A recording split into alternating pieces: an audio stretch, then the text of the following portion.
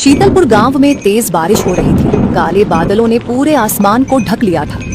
चारों तरफ सिर्फ पानी ही पानी दिखाई दे रहा था।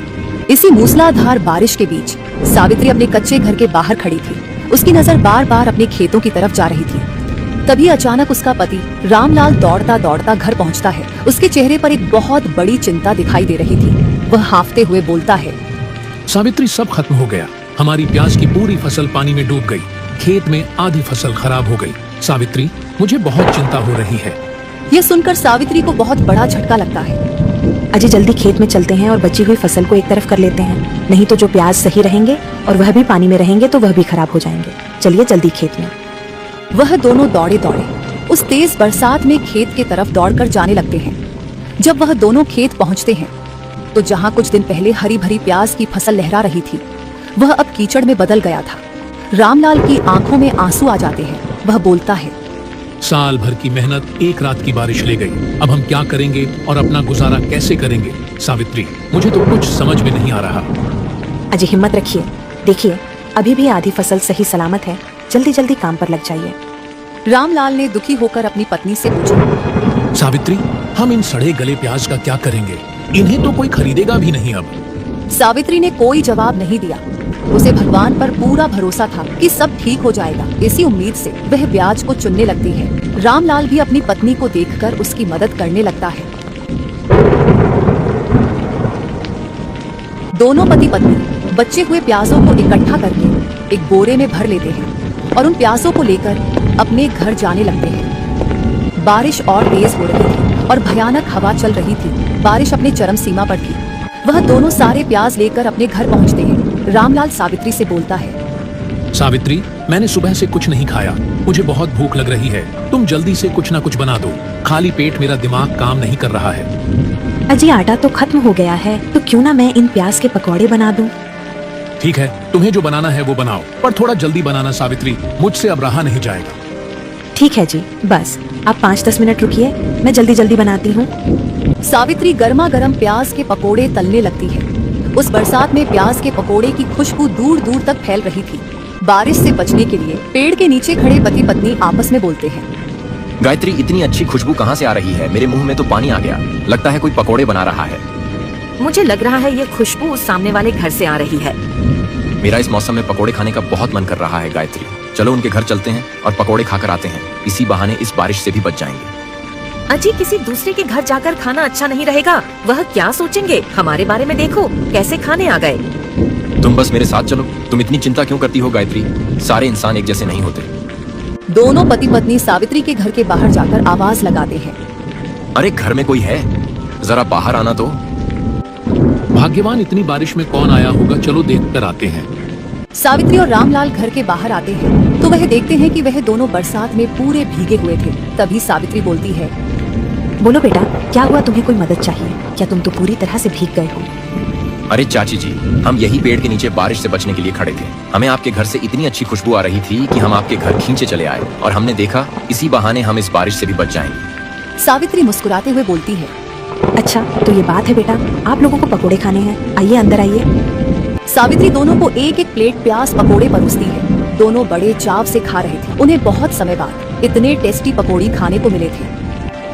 चाची जी, आपकी प्याज पकोड़े का कोई जवाब नहीं है। क्या आप दुकान लगाती हो प्याज पकोड़े की? और आपके घर इतने सारे प्याज हैं, इसलिए मन में आया तो पूछ लिया।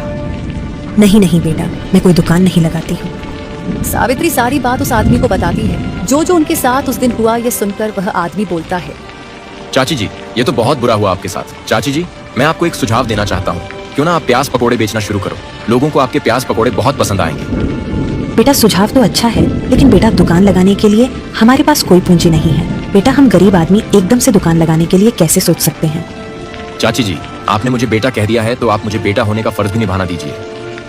वह आदमी अपनी जेब से 10,000 निकालकर सावित्री के हाथों में रख देता है। चाची, यह मेरी तरफ से छोटी सी मदद है आपके लिए। आप अब गांव के चौराहे पर प्याज पकोड़े की एक दुकान खोलना और खूब तरक्की करना, और मैं रोज आपके ठेले पर आऊंगा प्याज पकोड़े खाने। बेटा, तुम तो बहुत अच्छे इंसान हो लगता है। तुम्हारे माँ बाप ने तुम्हारी बहुत अच्छी परवरिश की है। भगवान तुम दोनों को सारी खुशी दे।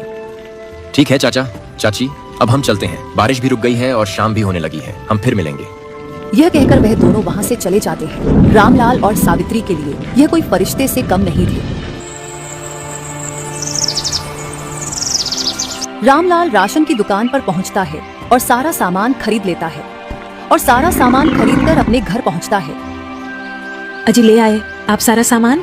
अब हमें आज शाम कुछ नया करना है और अपना नाम कमाना है। हाँ सावित्री, तुम सही कह रही हो।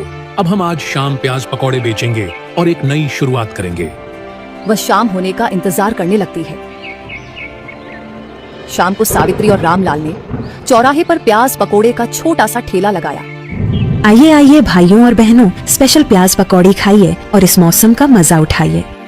धीरे धीरे प्याज पकोड़े की खुशबू चारों तरफ फैल रही थी। देखो बबीता, आज किसी ने चौराहे पर पकोड़े की दुकान लगाई है। चलो खाकर आते हैं। इस मौसम में मजा तो गुना हो जाएगा पकोड़े खाकर। हाँ जी, मेरा भी बहुत मन कर रहा है पकोड़े खाने का। चलो चलते हैं। देखते ही देखते उस मौसम के मजे लेने के लिए लोग प्याज पकोड़े खाने के लिए भीड़ लगा देते हैं। आंटी जी, जल्दी जल्दी एक प्लेट लगाइए, मुझसे अब रहा नहीं जाएगा। मेरे मुंह में तो पानी की नदी बह रही है। बेटी अभी लगाती हूँ, तुम बस 1 मिनट रुको। सावित्री सभी को काला नमक लगाकर प्याज पकोड़े परोसती है। सभी लोग बड़े चाव से खा रहे थे। यह देखकर दोनों पति पत्नी बहुत खुश थे। आंटी जी, आपके प्याज पकोड़े का कोई जवाब नहीं है। इतने कुरकुरे और चटपटे, मैं तो आपकी दीवानी हो गई हूँ। बस बेटा, यह आप लोगों का प्यार है बेटा। आप हमारी दुकान पर ऐसे ही आते रहना और इसी तरह प्यार बनाए रखना। उनके ठेले पर लगातार नए नए लोग आ रहे थे और प्याज पकोड़े खा रहे थे। थोड़ी ही देर में सारा सामान खत्म हो जाता है।